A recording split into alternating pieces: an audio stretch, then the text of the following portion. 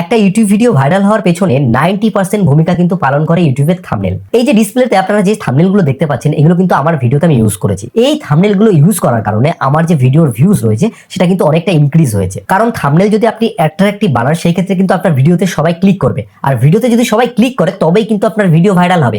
এবার প্রশ্ন হচ্ছে এই অ্যাট্রাকটিভ থাম্বনেল কিভাবে ডিজাইন করতে হয়, এটা কিন্তু অনেকেই জানে না। আজকের এই ভিডিওতে আপনাদেরকে আমি থাম্বনেল বানানো শিখিয়ে দেবো, আর এই বিষয়টি আমি আপনাদেরকে শেখাবো সম্পূর্ণ মোবাইল ফোন দিয়ে। কারণ সবার তো আর কম্পিউটার থাকে না, মোবাইল ফোন দিয়ে শেখালে ব্যাপারটা আপনারা সহজেই শিখতে পারবেন। আমি আপনাদেরকে একদম সহজভাবে ব্যাপারটি দেখাবো। তাছাড়াও আপনারা যদি এই থাম্বনেল বানানো শিখে নেন, সেক্ষেত্রে থাম্বনেল বানিয়ে আপনারা টাকাও ইনকাম করতে পারবেন।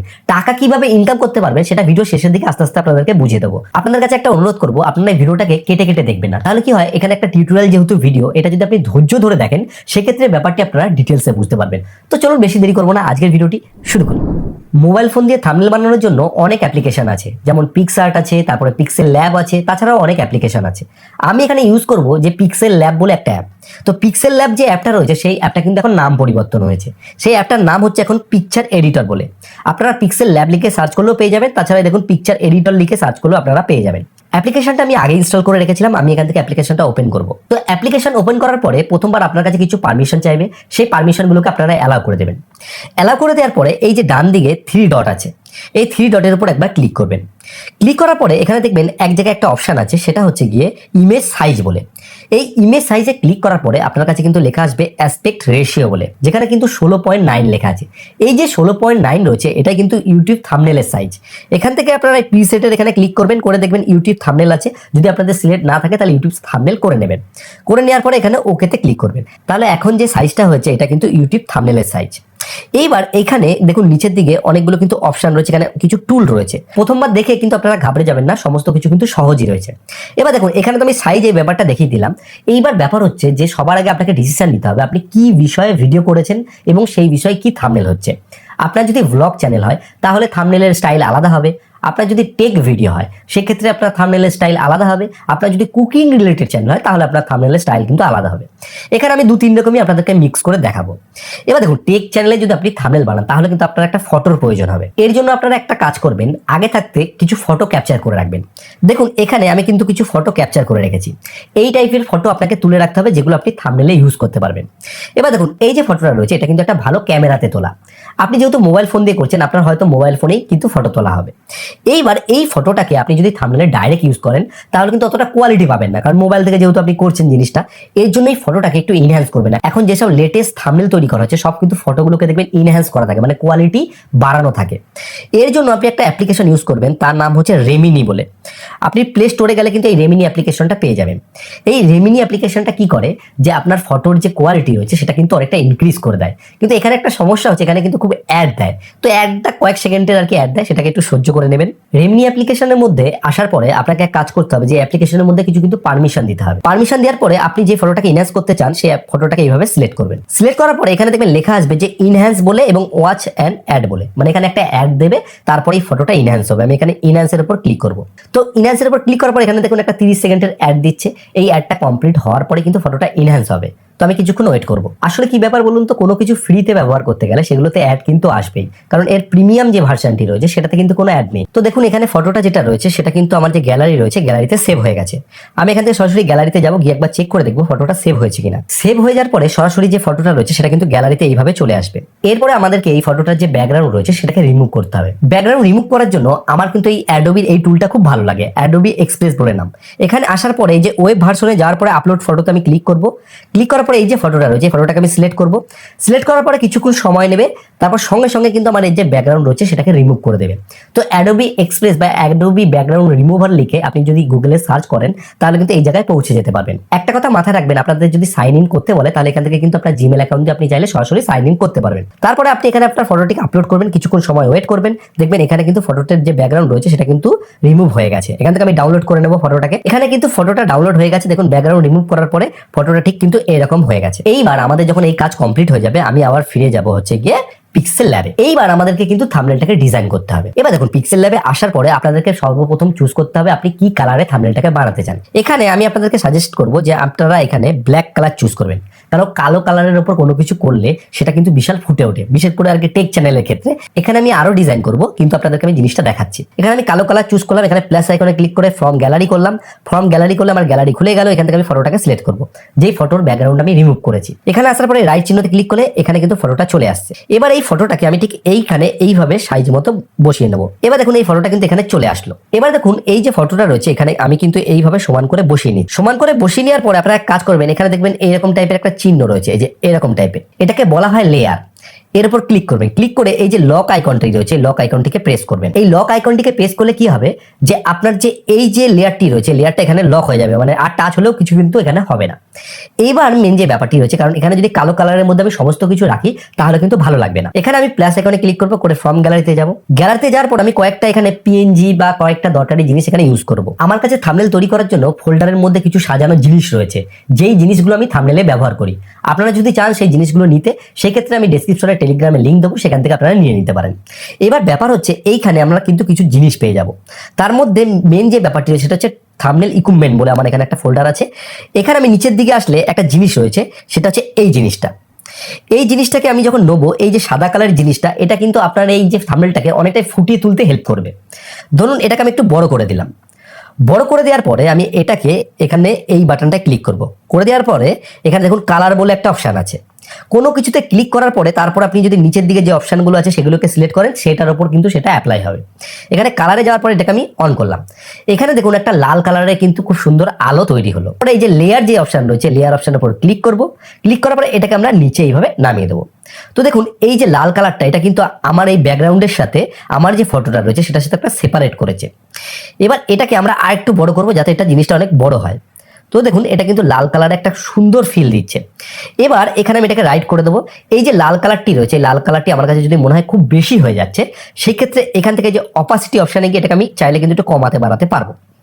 এখানে আমি মোটামুটি এইটুকু রাখলাম। তো দেখুন এই যে থাম্বনেলটা রয়েছে এর মধ্যে কিন্তু একটা সুন্দর একটা ভাব তৈরি হলো। এবার এখানে আমি আরো কয়েকটা জিনিস করবো, সেটা হচ্ছে এখান থেকে আমি এটাকে গিয়ে আবার এটাকেও লক করে দেবো। প্লাস এখানে ক্লিক করবো, করে আমি আবার গ্যালারিতে যাব। গ্যালারিতে যাওয়ার পরে আমি এখানে গ্রিড ইউজ করবো, কারণ এখন থাম্বনেলে গ্রিড যেটা রয়েছে সেটা কিন্তু খুব চলছে। এই যে আপনারা বক্স দেখতে পাচ্ছেন, এটাকে বলা হয় গ্রিড। এই গ্রিড ইউজ করলে কি হয়, থাম্বনেলগুলো দেখতে কিন্তু অনেকটাই প্রফেশনাল লাগে। আমি গ্রিডটাকে উপরে দিয়ে নিলাম। এবার লেয়ার থেকে এটাকে আমি একদম সব থেকে এই মিডিল লেয়ারে নিয়ে আসলাম। এই মিডিল লেয়ারে নিয়ে আসার পরে আমি এর যে কালার আছে কালারটিকে চেঞ্জ করবো। এখান থেকে কালারে চলে যাবো, এটাকে এনেবল করলাম। এইবার এখানে আমার দুটো জিনিস করতে হবে, সেটা হচ্ছে এখান থেকে এর যে অপাসিটি রয়েছে অপাসিটিটাকে আমাকে খানিকটা কমিয়ে দিতে হবে। কমিয়ে দেওয়ার পরে এর যে কালার রয়েছে এর কালারটিকে আমি এক কাজ করবো, এখান থেকে আমি সাদা কালার করে দিলাম। সাদা কালারও করা যেতে পারে বা অ্যাশ কালার করা যেতে পারে। তাহলে দেখুন এটা কিন্তু একটা দারুণ কিন্তু ফিল দিচ্ছে, এর উপর মানে একটা গ্রিড টাইপের ফিল দিচ্ছে। এখান থেকে আমি এটাকেও কিন্তু লক করে নেব। তো দেখুন থাম্বনেলের মধ্যে কিন্তু একটা ফিল চলে এসেছে।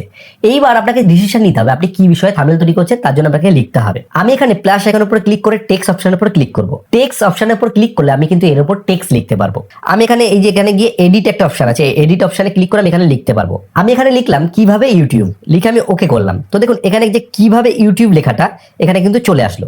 কিন্তু এই যে কিভাবে ইউটিউব লেখাটা রয়েছে এটা ঠিক জমছে না, যে লেখাটা কেমন যেন খুব একটা মানে প্রফেশনাল লাগছে না। এর জন্য এই লেখার যে স্টাইল রয়েছে বা ফন্ট রয়েছে সেটা চেঞ্জ করতে হবে। তো পিক্সেল ল্যাবে আপনারা চাইলে কিন্তু ফন্ট ইনস্টল করতে পারবেন। তো ফন্টস কিভাবে ইনস্টল করতে হয় এই বিষয়ে ইউটিউবে অনেক ভিডিও পেয়ে যাবেন। আর আপনারা যদি বুঝতে না পারেন সেক্ষেত্রে পরবর্তীতে আপনাদের জন্য আমি কিন্তু টিউটোরিয়াল বানিয়ে দেবো।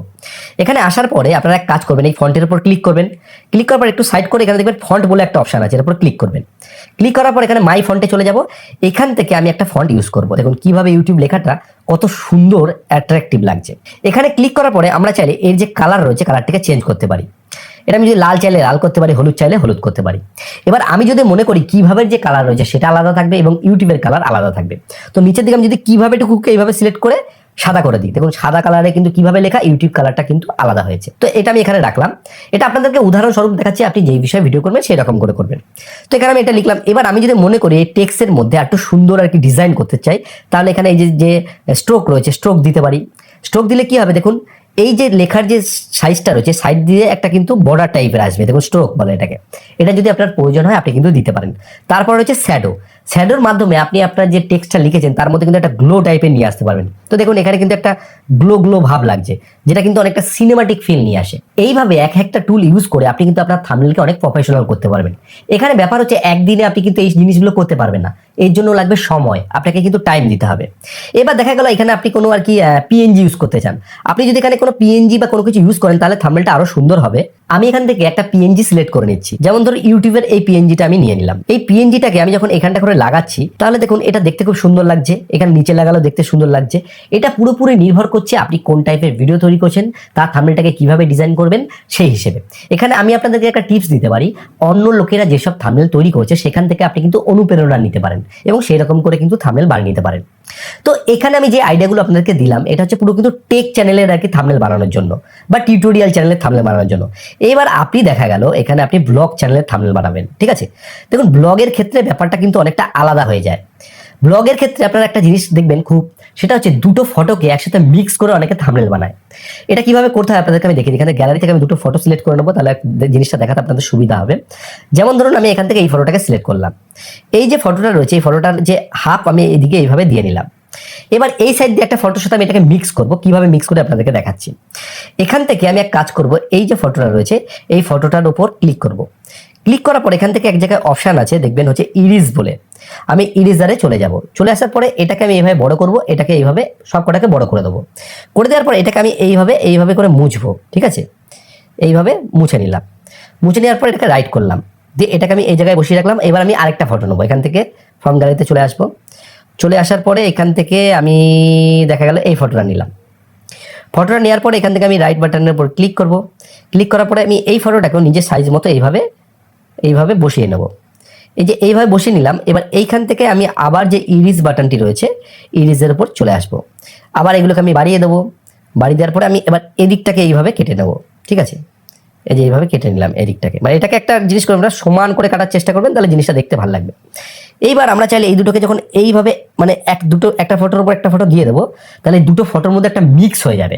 এই টাইপের জিনিস আপনি যদি আপনার ব্লগ চ্যানেলে ইউজ করেন তাহলে কিন্তু লোক অনেকটাই কানেক্ট হয়।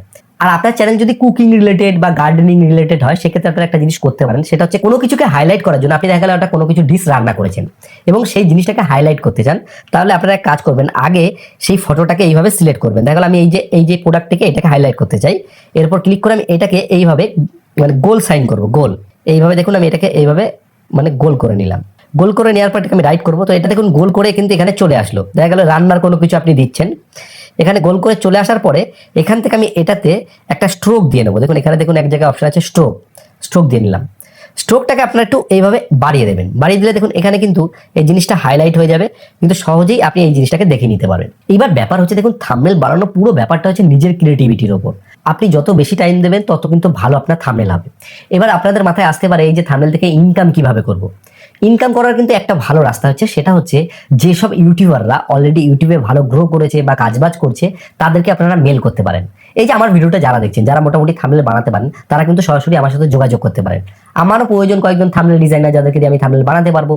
এবং আপনারা যেসব আপনার পছন্দের ইউটিউবার রয়েছে তাদেরকে আপনি কিন্তু মেসেজ করতে পারেন যে আমি এরকম থাম্বনেল বানাই, আপনারা চাইলে কিন্তু আমার থেকে থাম্বনেল বানিয়ে নিতে পারেন। তাছাড়া অনেক এমন রয়েছে ফ্রিল্যান্সিং সাইট রয়েছে যেখানে আপনি কিন্তু থাম্বনেল বানিয়ে কিন্তু ইনকাম করতে পারেন। আশা করি পুরো যে ব্যাপারটি রয়েছে সেটা আপনাদের কাছে ক্লিয়ার হয়ে গেছে। এই ভিডিওটি যদি আপনাদের ভালো লাগে অবশ্যই একটা লাইক করবেন, আর কমেন্টে বলবেন যে আপনারা কোন কোন টাইপের ভিডিও তৈরি করেন এবং কোন টাইপের জিনিস আপনারা দেখতে পছন্দ করেন। সেসব জিনিস আপনারা যদি